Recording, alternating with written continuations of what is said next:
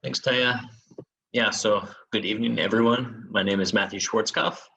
I'm coming originally from the US, but I've been living in Coburg now for a few years, and I'm the program coordinator. I'm also working at the Interrenew Center of Excellence as a researcher in wood science and material science. So the courses I'm teaching are going to be related to composite materials, wood as a material, and yeah, more material science topics. But to give you a brief idea of what the program is about, I need to figure out how to share my screen. Share. Okay. Yes, so the Sustainable Built Environments Program. This program is kind of a combination of 4 different topics. Built environments means a lot of things. So that can mean a construction site for making one single building, or it can be a neighborhood or a city. So anywhere where humans are building things, we have an impact, and those buildings and environments also impact us. So what we want to do in this program is understand those interactions through construction. So that's in the fields of engineering, architecture, building with materials, the living environment. So this is an interesting field in and of itself, where we look at the effect that buildings and the places we live and work affect our health, our stress recovery. Since we're spending most of our time indoors, it's important to know, like, okay, is my office helping or harming my productivity or mental well-being? Then we have material research. This is more focused on physical objects, so looking at how we can improve structures and products using renewable materials. So we focus heavily on wood. One reason for that is because wood is one of the most abundant renewable materials that's readily used around the world, but we're also looking at different materials like hemp. We work with seaweed even. We have some partners in Denmark that are trying to find ways to use seaweed. So a lot of different options for what we can work with. Then the 4th is sustainability.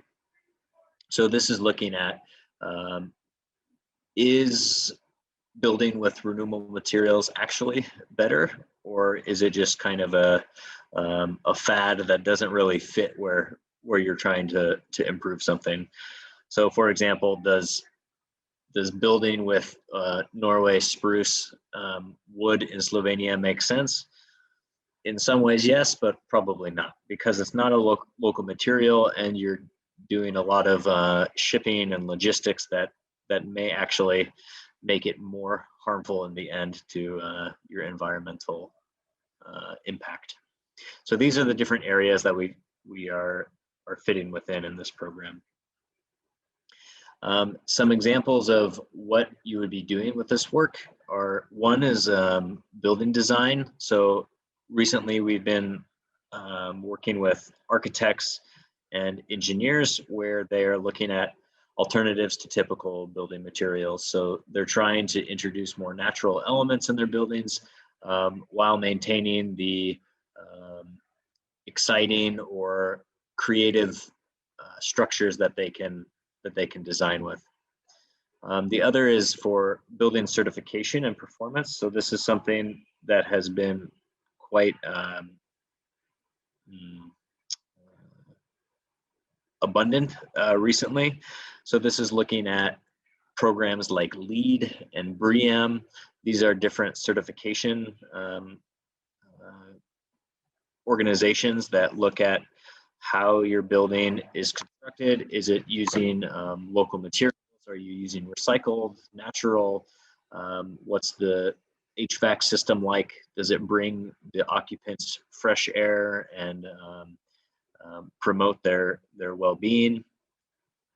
We're also looking at looking at large construction and manufacturing companies and their logistics. So we have a lot of, so this, I mentioned I was a researcher at this research institute, and here we have clients that are looking at how they can improve their products or their facilities, or even their reach for raw materials, where they can source materials from. Does it make sense? Is it more feasible to be shipping materials by truck or train or boat? These are all questions that can be covered in not just material science, but you can also look into the IT side of things, where you're doing different logic routines to figure out the best logistics for these companies. And then the fourth is looking at new materials and composites. This is kind of my job in addition to teaching, but here we are trying to find innovative uses for underutilized natural resources. So one of the big pushes now by the European Union and the European Commission is to make Europe more independent in terms of raw materials and resources. So for example, protein is a very important resource for humans and for animals. This is a project I'm working on now. So we're looking at using different agricultural waste materials. So this is like byproducts coming from wood manufacturing.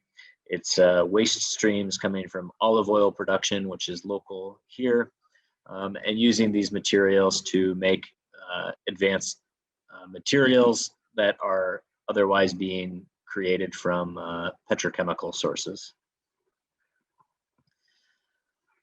So yeah, so the SPE program at FAMNIT, we are bringing together a lot of different instructors from around the world. So this is beneficial because it brings a lot of different perspectives, but we also have kind of handpicked these people who also work at this research institute. We've handpicked them because they're some of the best around the world, and we get to have them also teaching with us. So for example, we have researchers coming from India and Poland and South America, and we have some from the US as well. In addition to having this worldwide view of the built environment, we also want our students to be able to handle unknown situations. So it is a very independent program. So we expect our students to be able to not say no immediately, but to figure out how. So we have a lot of lab-based programs where you will be doing problem solving on your own. We can of course help, but the real benefit in my mind is that you're learning how to do science in a master's degree. It's not a master's of sustainable built environments, but it's a master's of science. So you're going to learn how to do the scientific method and how to conduct good research. So one unique thing that I mentioned a couple times is that we have this research institute, and this institute brings a lot of projects. So they are competitively funded projects. And what that means is we're looking for funding from national and from international sources, where we compete via proposals, and we compete with other researchers around the world. And if we win the proposals, we get these projects. And these projects are related to industry more often than not. So these images here are all competitively funded projects. The one on the left is a Slovene company we have a project with that is creating new furniture. So basically it's like Lego furniture they're making. The middle one is using these agricultural byproducts. This is one project. Both of these are ones that I'm working on. And then the third is this inner new building. So this is a new building being constructed right now in Isola, and this was competitively funded by us as well. So The nice thing about having these projects around is that your thesis work and your student work, if you decide to be doing hourly work as a student, and you get to be part of a lot of these projects which have real relevance, and it's not just writing reports and busy work. So yeah, in addition to your thesis and this kind of work, a lot of the courses are doing lab exercises. So for example, on Monday, I'm teaching a lab where we're working with polymers. So we're using polymers reinforced with different natural materials, not just petrochemical polymers, but we also have polymers that are created from bacteria, so that can biodegrade in the environment. So there's a lot of different possibilities in our lab facilities for your own research ideas, but also for our coursework. We're fortunate to have a lot of infrastructure that we can use when we teach. Yeah, so I mentioned we have instructors coming from all over the place. One thing that's been a nice addition to this program is the Alpine Europe program. So this is a summer student trip. This is considered as one of an elective course in this program.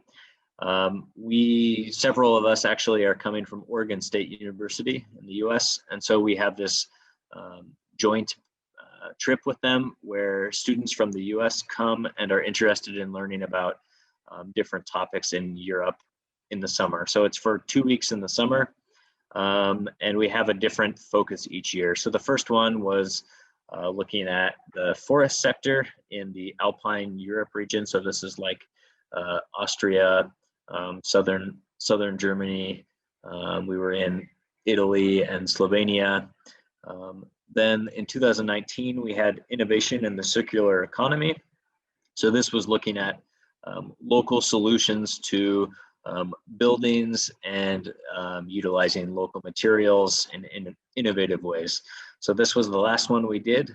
Unfortunately, this year it was canceled for obvious reasons, but we will continue when travel is more possible in the future. So yeah, for 2 weeks we're on a tour bus, and we go from location to location, but we also get a lot of time for relaxing as well. So as far as the curriculum goes, the first year is pretty course heavy. You're going to be doing your basic mathematics, stats. I mean, these are important courses that will help you with the rest of the your time and your thesis. You'll be taking some general courses in like wood science and technology. This is kind of an introduction to wood as a material and other natural materials. So this first year is getting you prepared for your thesis work, which will come in year 2. So after year 1, we expect that you have an idea, and that we develop with you an idea of what you want to be doing for your research. So this thesis can be as ambitious as you want, but it's up to you largely what the topic is. We have a lot of projects that you can be part of, but it's most beneficial if you create the topic that you want to study. So yeah, in the second year, there are three courses that are mandatory, and these are a little more in depth. So the wood design and structural analysis. This is one course that I should mention. It's more related to engineering. I don't know what your background is, but we do like that our students have at least some knowledge of physical sciences or engineering. To prepare for this, we have a kind of a refresher or crash course. So if you are in an entirely different field, for example, we have a student that came from environmental sciences, which is very unrelated to engineering, but we were able to get them to equal level with the other students coming from wood sciences or timber engineering or civil engineering. So there's no problem there. Yeah, so we have quite a selection of electives. Our program is pretty small in student numbers, which is nice because we can kind of pick exactly what you want. So you can basically choose which elective you want, and we will make it happen. So of course we don't have how many is this? I don't know. We don't have 12 instructors standing by every year, but we will contact whoever is needed, and you can kind of pick whatever you like from the electives. So we have a lot of different options that span the whole topic. Yeah, so that's all I'm going to talk about with slides for today. I'd be happy to answer any questions you have. Yeah.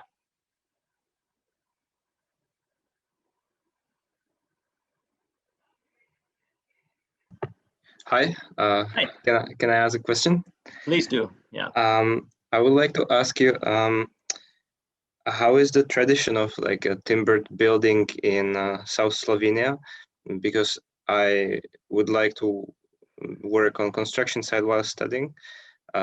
Most timber structures, because I couldn't really find a lot of companies that would like operate in this region. What do you think as a foreigner, if it's possible to find a work in this field? There is. So like traditionally in the by the seaside and in the Primorska region, it's heavily influenced with Venetian architecture from long ago, and you have a lot of masonry, not just here but all over the country. But we do have, for example, one of our instructors' previous jobs was using cross-laminated timber and doing seismic design in timber structures in Slovenia. So there are companies in Slovenia that do cross-laminated timber construction, and they are gaining more and more popularity around. So it may look like Venice on the outside, but it's wood on the inside, you know? Okay. So those companies go all over. So it's, I don't think they're local. I think they're maybe in Postojna or something, but yeah, there are more and more timber buildings. We did a study a while ago, and it's the last census that calculated it. It was something like 3% of the buildings are wood structurally. Most of the trusses and the roofs are wood, but the structural members are, for the most part, masonry. So it's exciting because more and more there are wooden buildings going up. Yeah. Okay. Good question, though. Yeah. Thank you. Okay. Yeah. That's all my question. Thank you so much for answering. Thank you for coming on a nice Friday evening. You're welcome. Okay. Thank you for the presentation. It was very nice. You're welcome. Yeah. Have a nice weekend. You too. Goodbye. Okay. Bye-bye.